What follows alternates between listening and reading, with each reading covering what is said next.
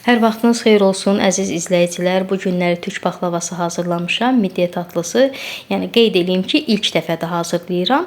İlk dəfə hazırlamağıma baxmayaraq çox gözəl, mükəmməl paklavalar əldə etmişəm. Həqiqətən də gördüyünüz kimi hazırlama qaydasına keçək. Əvvəlcə bir qaba 3 stəkan üzr istəyirəm, şəkər tozu, 3 stəkan da su əlavə edirəm, qoyuram qaynamağa.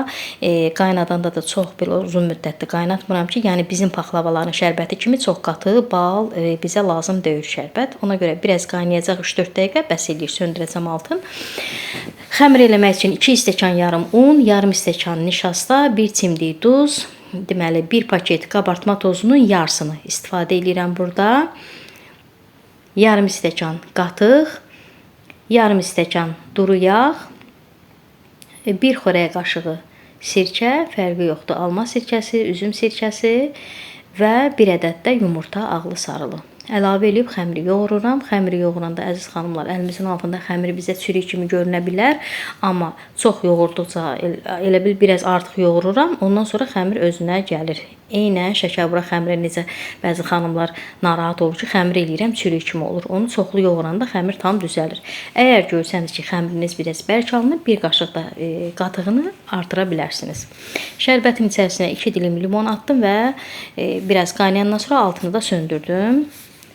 Xəmiri eləyəndən sonra çox gözləmirəm. Yəni tərkibində maya olmadığına görə uzun müddətli gözləmirəm. Bir hardasa 3-4 dəqiqə xəmir qalır, biraz dincəlir.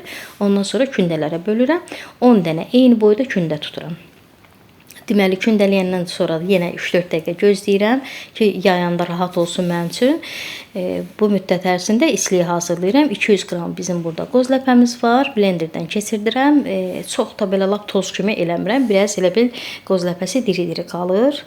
Bu qaydada və qoyuram bir kənara. Yəni şəkər tozu zadı qatmıram. Buna heç nə istifadə eləmirəm. Heç bir ədviyyatdan da istifadə eləmirəm.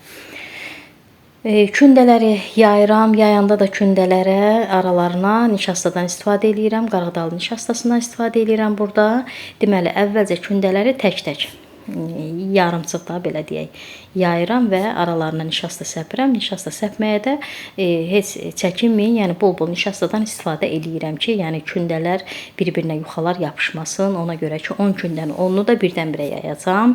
Eyni qayda ilə eyni boyda bütün kündələrə yayıb üst-üstə qoyuram və hamısını bir yerdə hardasa bunu da 1-2-3 dəqiqə gözləyirəm. Sonra hamısını bir yerdə başlayıram yaymağa. Yenə taxtanın üzərinə nişasta səpirəm və kündələri yayıram. Burada kündəni yayanda yuxaları əziz xanımlar bir üzdü yaymıram. Ona görə ki, bir üzündən çox yayanda altdakı kündələr çox yayılmır. Balaca qalır. Baxın, çevirəndə burada görünür. Ona görə məsləhətdir ki, hər dəfə yayanda o üz bu üz kündəni tam hamısını yuxaları çevirəsiz. Yəni o üzün bu üzün hər dəfə yayasız. Bazardıqca nazik yayıram. Az-maz yırtıq olsa da heç bir problemi yoxdur. Gördüyünüz kimi bu cür qəşəng nazik yuxalar alındı.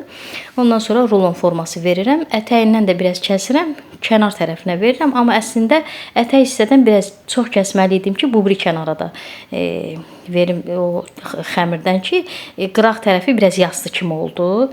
Yəni ölçü olaraq bu birlərdən kənar tərəflər seçildi. Listədə görünəcək ki, 2-3 dənəsi belə balaca alındı, amma yenə də olsun, heç bir problemi yoxdur.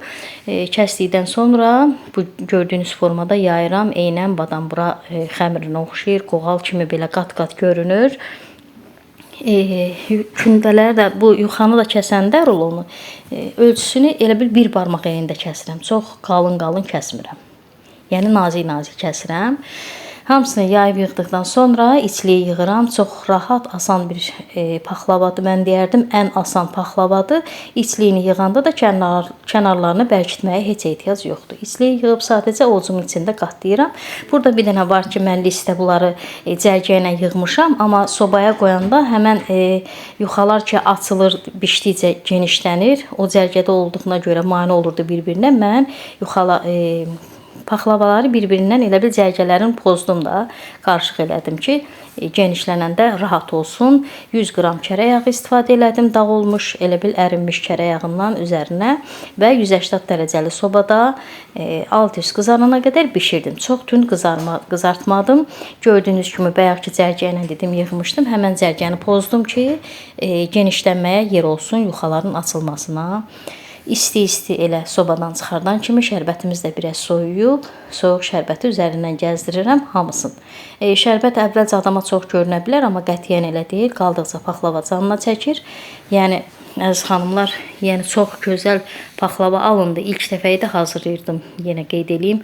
Amma heç mən özüm inanmazdım ki, bu cür belə töklər demişkən çıtır-çıtır paxlava alınsın. Yəni yuxaları qatları elə bil tək-tək sayılan bir paxlava alındı. Yəni mən razı qaldım. Kəsib burada iç tərkibində sizlərə göstərirəm. Biz bu paxlavanı çox bəyəndik. İnşallah ki siz də bəyəndiniz. Hələlik.